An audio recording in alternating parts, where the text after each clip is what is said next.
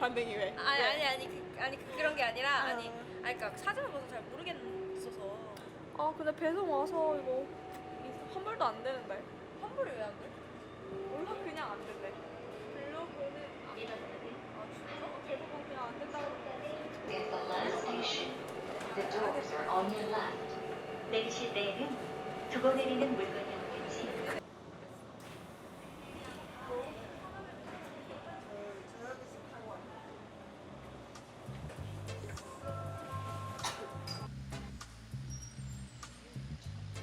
스마트폰과 SNS의 발달은 바쁜 우리들이 언제, 어디서나 쉽고 빠르게 정보를 공유할 수 있게 해주었습니다. 우리는 SNS에서 상품에 대한 정보를 검색하고 이를 즉각적으로 소비에 반영하기도 합니다. 아까 올리브영 안에서 뭐 보고 있었던 거예요? 그냥 블로그 후기 보고 있었어요. 어떤 그냥 화장품? 여기에서 한 발 더 나아가 SNS는 소비 채널로도 기능하게 되었습니다. 블로거가 물건을 직접 팔기 시작한 것처럼요.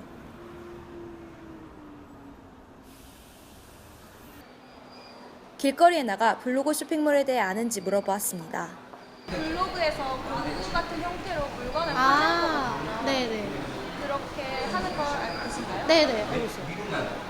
그러면 혹시 그거에서 물건을 사보거나 해본 네. 적 있으신가요? 제가 직접 사본 적은 없는데 주위에서 많이들 하는 것 같더라고요. 그냥 인터넷 쇼핑보다는. 어떤 제품을 많이 사나요? 옷 같은 것도 많이 사는 것도 같고, 그러니까 액세서리 같은 걸 옷보다는 더 많이 사는 것 같더라고요. 아무래도. 블로그 쇼핑몰은 판매자와 소비자 간의 소통이 활발한 장점이 있습니다. 그런데 블로그를 통한 소비에는 장점만 있는 것일까요? 그런 게 있거든요. 네네. 구매해본 적은 있나요? 아니 좀 불안해서 그런 거는 그런 거는 그 안전장치도 없고 그래서 좀 꺼림직하고. 다음 뉴스를 보시면 더욱 꺼림칙한 기분이 드실 수도 있습니다. 국내 최대 포털업체가 선정한 유명 블로거가 안전성 문제가 있는 상품을 홍보하고 거액을 챙긴 것으로 드러났습니다. 김세희 기자입니다. 하나 더 보여드리겠습니다. 유명 아이돌 그룹의 콘서트 티켓을 팔겠다고 속여 소녀 팬들의 돈을 가로챈 30대 남성이 경찰에 붙잡혔습니다.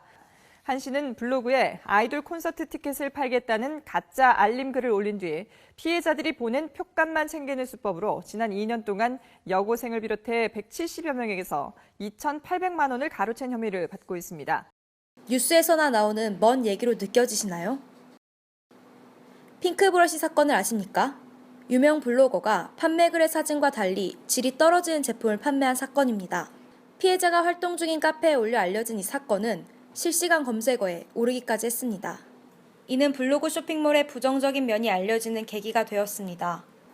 저희는 해당 카페를 통해 피해자 중 한 명의 이야기를 직접 들어볼 수 있었습니다. 어떻게 해당 블로거에게 핑크브러쉬를 구매하게 되신 거죠? 뷰티 쪽으로 유명한 파워 블로그이고 본인 스스로도 전문가라고 할 정도로 유명한 뷰티 블로거여서 그 사람 블로거를 제가 구독하고 있었어요. 그 사람이 전문가인 본인이 보기에도 이게 되게 품질이 좋다, 뭐 안 사면 진짜 후회할 정도의 품질이다 라는 글을 올려서 그분에게 카톡을 드려서 구매하게 됐어요.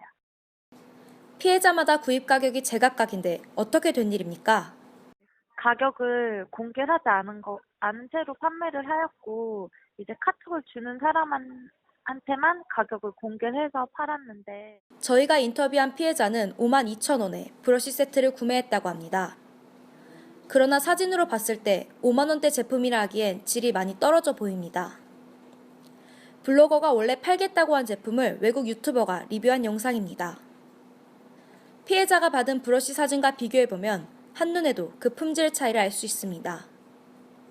저희가 피해자에게 연락했을 때 그녀는 활동 중인 카페에서 피해자를 모아 고소를 준비하고 있었습니다. 우리들이 보기에는 그냥 이게 일부러 우리를 속인 게 맞지만 네. 형법상 보면은 이게 일부러 고의적으로 그런 건 아니다. 제가 어떻게 딱히 할 수 있는 게 없어서 그게 더 화가 나서 제가 그 사람을 처벌할 수 없는 게 그냥 환불받고 끝내려고 생각이 됐어요. 핑크 브러쉬 구매자들처럼 피해를 입은 소비자들에게 상담과 중재를 도와주며 소비자 권익 보호에 앞장서는 한국소비자연맹을 찾아가 봤습니다. 블로그 쇼핑몰의 특징은 무엇인가요? 그러니까 아무래도 블로그 피해 같은 경우에는 사실 그 소금으로 많이 이루어지는데 뭐 말씀하셨듯이 핑크 브러쉬나 아니면 뭐 블로거라고 보기는 어려우지만 그 파워 블로거들은 그 공고라는 형태를 통해서 피해를 입으면 되게 대규모로 한꺼번에 일어나는 경우가 있거든요. 근데 그런 경우 대부분 문제가 뭐냐면 블로그 거래는 주로 현금으로 이루어지기 때문에 만약 신용카드나 이런 안전장치가 있었다면 저희가 중재해드릴 수 있는데 현금 이체를 한 경우에는 좀 피해를 입는 경우가 많고 한 번에 발생하게 되면 대규모로 많은 금액이 발생한다는 특징이 있고 무엇보다 파악 자체가 좀 어렵습니다. 그 전산화 처리되지 않기 때문에 도대체 여기 블로그에서 몇 명이 샀고 얼마 금액을 피해를 입었는지가 확인이 좀 어려운 경우가 있습니다. 블로그 쇼핑몰의 폐해가 점차 늘어나자 공정거래위원회에서는 카페와 블로그의 상업적 활동에 대한 가이드라인을 마련했습니다. 공정거래위원회에서 제시한 가이드라인을 바탕으로 총 5가지 기준을 마련해 블로그 쇼핑몰을 평가했습니다. 5가지 기준을 말씀드리겠습니다. 첫 번째, 사업자나 통신판매업 등록을 했는지. 두 번째, 가격을 제시하고 있는지. 세 번째, 제품 정보를 알려주고 있는지. 네 번째, 청약 철회권을 보장하는지. 그리고 마지막으로 결제 수단을 제한하고 있지는 않은지입니다. 그 외의 것들은 아무것도 나와 있지 않는데요? 사업자 통신 판매가 등록되어 있지 없어요. 않은 거죠? 네. 가격 문의는 비밀 댓글로 해주세요 라고 나와 있어서 가격 제시는 안 돼 있는 걸로. 제품 정보도 사진만 나와 있고 총 기장 같은 경우가 나와 있지 않는 것으로 보입니다. 그리고 교환 환불에 대한 규정도 나와 있는데요. 공구 특성상 환불은 불가능하다고 합니다. 저는 이 공구 특성상 환불, 블로그 판매 특성상 환불이 불가능하다 이렇게 나와 있는데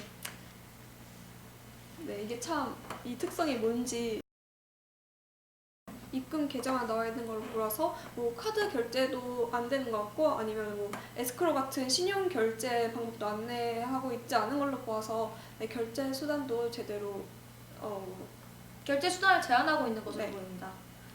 앞서 말한 5가지 기준으로 블로그 쇼핑몰 10곳을 평가해본 결과 가장 높은 점수가 3점이었으며 겨우 한 가지 기준만 충족시킨 곳도 4곳이나 되었습니다.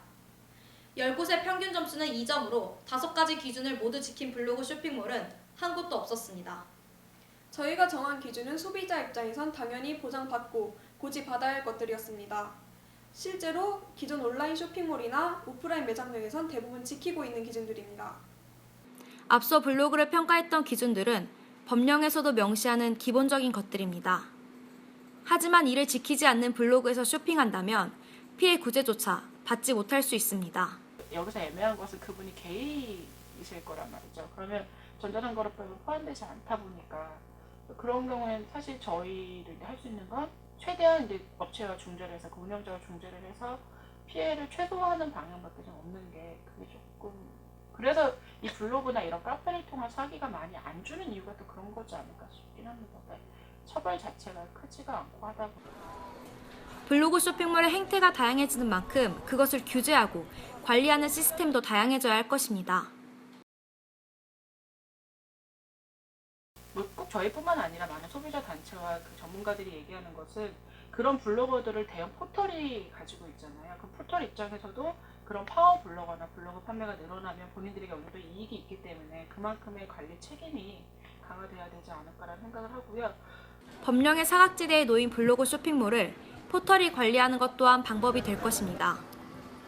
포털들이 스스로 블로그나 카페에서 위법적인 행태들이 일어나지는 않는지 잘 감시해야겠습니다.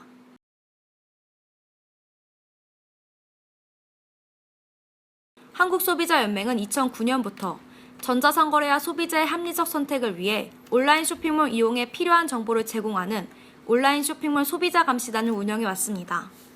초반에는 그러니까 구매 안전 서비스나 청약 철회가 대부분 안 되는 게 많았어요. 근데 이제 그런 거를 하다 보면 제가 자주 사용하는 사이트가 모니터링 하는 경우가 있거든요. 근데 이제 한 1년 정도 지나서 확인을 해보면 청약 철회도 제대로 되어 있고 근데 뭐 구매 안전 서비 같은 것도 기본적으로 돼 있고 훨씬 더 약간 보람도 있고요. 쓰기에 편리한 점도 있고 그렇습니다. 그리고 제일 좋은 방법은 모니터링을 좀 확대를 시켜서 그 모든 쇼핑몰들을 모니터링하는 게 가장 좋기는 한데 그게 예산상이나 또 저희 인력상이나의 문제가 조금 있습니다. 법을 강화하고 관리를 강화하는 것만큼이나 우리들이 스스로 소비자의 권리를 위해 노력하는 것 또한 중요합니다. 블로그에서 구매하실 때는 구입 전에 한 번만이라도 검색을 해보신다면 좀 피해를 사전적으로 많이 예방할 수 있을 것 같고요. 관련해서 더치트라는 사이트가 있습니다. 거기에는 이제 피해를 입은 사람들 정보를 모아두기 때문에 핸드폰 번호나 거래 상대방 이름으로 피해 사례가 있는지 조회가 가능하기 때문에 구매 전에 한번 조회를 해보시고 구입을 결정하시는 게 좋을 것 같습니다. 예쁜 옷들, 귀여운 액세서리들, 그 무엇을 사도 절대 버려서는 안 되는 것. 그것은 바로 소비자의 권리입니다.